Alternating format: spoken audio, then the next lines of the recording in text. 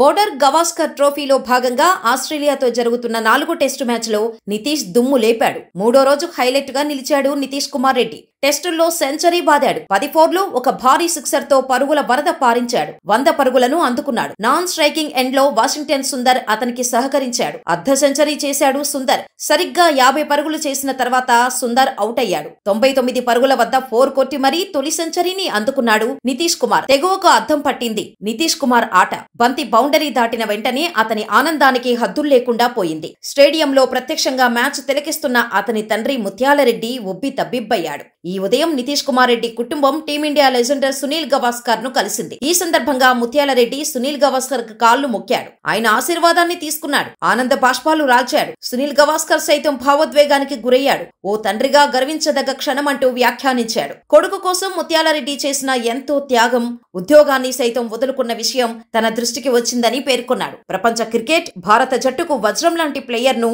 Mutyala Reddy అందించాడని ప్రశంసించాడు Gavaskar.